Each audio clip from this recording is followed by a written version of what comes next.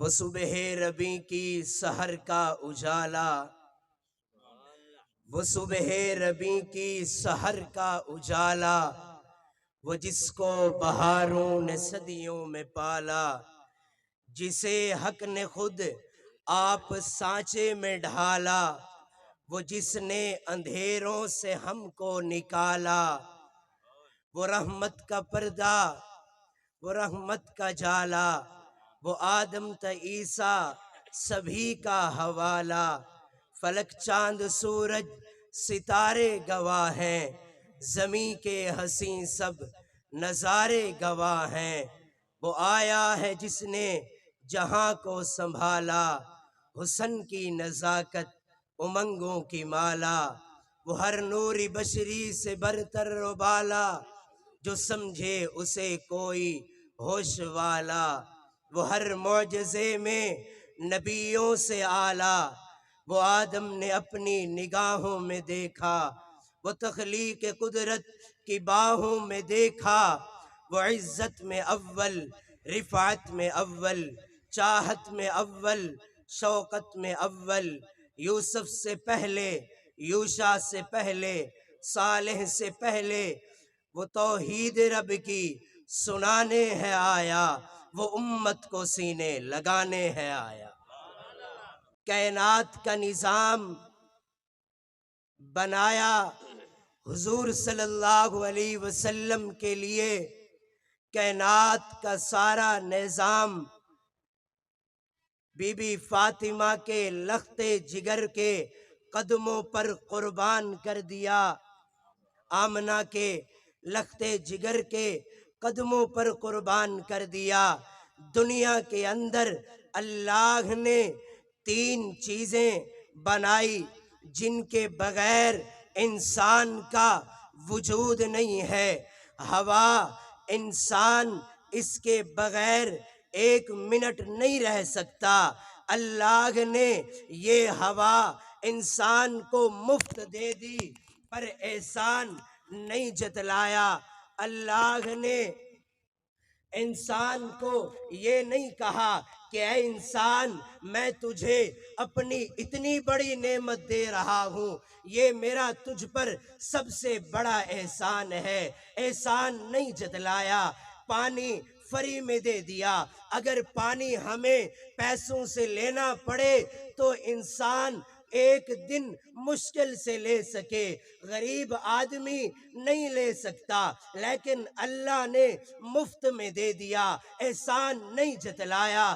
اللہ نے کائنات کی ہر چیز تمہیں مفت میں دے دی، احسان نہیں جتلایا۔ اللہ نے ساری کائنات کو تمہارے قدموں میں جھکا دیا، تمہیں اشرف المخلوقات بنا دیا، جنوں کو بھی تمہارے تابع کر دیا، ہوا کو بھی تمہارے تابع کر دیا، سورج چاند کو تمہارے تابع کر دیا، زمین کو تمہارے تابع کر دیا کہ انسان تو اس پر کھیتی بھی کر، اس پر اپنی تجارت بھی کر، یہ تیرے تابع ہے، یہ تجھ سے کبھی کوئی سوال نہیں کرے گی۔ احسان نہیں جتلایا۔ اللہ نے آدم سے لے کر محمد تک تمام نبیوں کو بھیجا، احسان نہیں جتلایا۔ پیغمبروں پر تشدد کیے گئے، احسان نہیں جتلایا۔ ان کو بچایا، احسان نہیں جتلایا۔ پیغمبروں پر گندگی پھینکی گئی، اللہ نے پھر بھی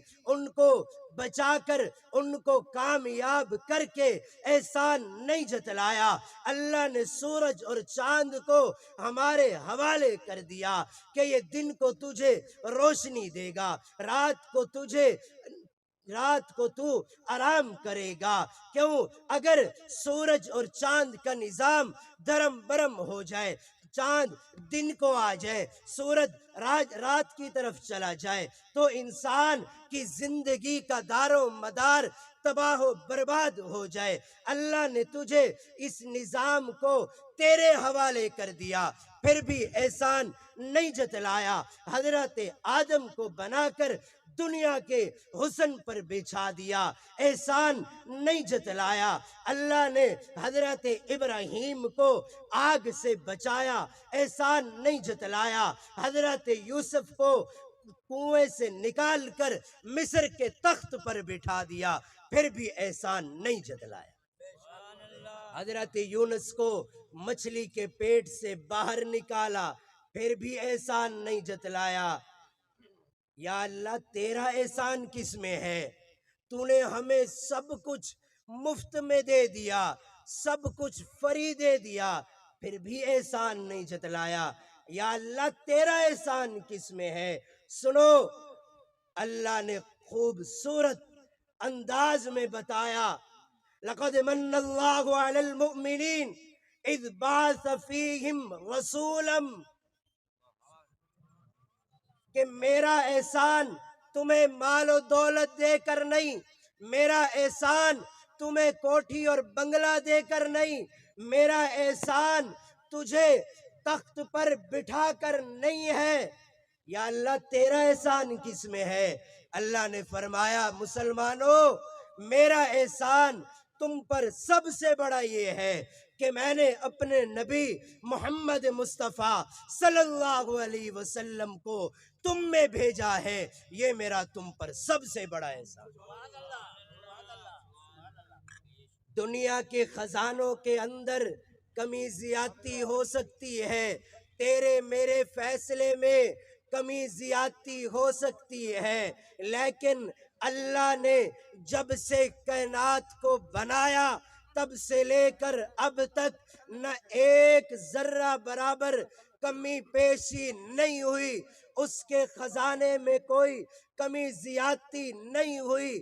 اللہ کے خزانے میں حضور صلی اللہ علیہ وسلم ایک تھے، دوسرا کوئی نہیں ہے، نہ قیامت تک آئے گا۔ حضور صلی اللہ علیہ وسلم ایک ہیں، اور وہ ایک اللہ نے اپنے خزانے سے اٹھا کر ہمیں دے دیا، ہمیں ایک بات کرنے کا حکم دیا کہ لوگوں میں نے اپنا محبوب تمہارے اندر بھیجا ہے، تمہارا اب ایک کام ہے کہ اس کی اطاعت کر لو، اپنی 24 گھنٹے کی زندگی اس کے حوالے کر دو، جیسے یہ کہے گا ویسے کرنا ہے۔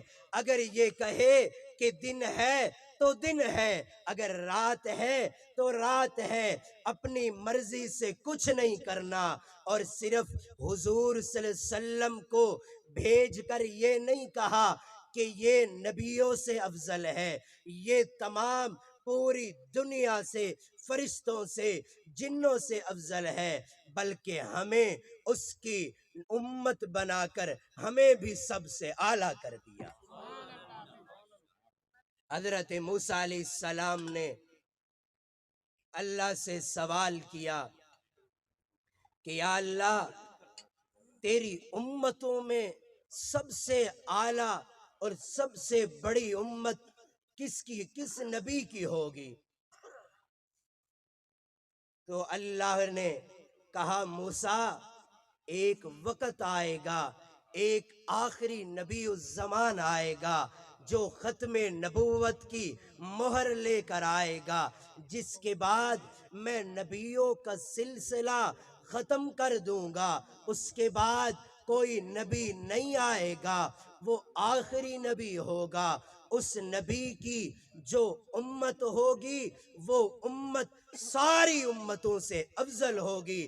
حضرت موسیٰ نے کہا یا اللہ وہ امت مجھے دے دے، وہ امت مجھے دے دے۔ کہا موسیٰ وہ امت تو میں نے اپنے نبی محمد صلی اللہ علیہ وسلم کے لیے خاص کر دی ہے۔ کہ یا اللہ وہ امت نہیں دے سکتا، کم سے کم اس امت کے آثار ہی دکھا دے۔ تو اللہ نے آواز دی اور آواز آئی، اور حضور صلی اللہ علیہ وسلم کی امت نے لبیک اللہم لک لبیک لبیک لا شریک لک لبیک ان الحمد والنعمت لک والملک لا شریک لک۔ تو حضرت موسیٰ علیہ السلام نے کہا یا اللہ اس امت کا کلمہ اتنا اعلیٰ ہے، یہ امت کتنی اعلیٰ ہوگی؟ تو بھائی ہماری یہ شان ہے کہ ہم ساری امت امتوں سے افضل ہیں۔ حضور صلی اللہ علیہ وسلم جب معراج پر گئے، 7ویں آسمان پر بیت المعمور میں حضور صلی اللہ علیہ وسلم نے فرشتوں کو جماعت کرائی۔ جماعت کرانے کے بعد ساری امتوں کو حضور صلی اللہ علیہ وسلم کے سامنے سے گزارا گیا۔ کسی نبی کے ساتھ 10 آدمی تھے، کسی کے ساتھ 100 اس کے امتی تھے، اور جب میرے نبی کی امت کو گزارا گیا تو 80 صفیں حضور کی امت کی تھی۔ تو اللہ تعالی ہمیں اور آپ کو حضور صلی اللہ علیہ وسلم کے نقش قدم پر چلنے کی توفیق عطا فرمائے۔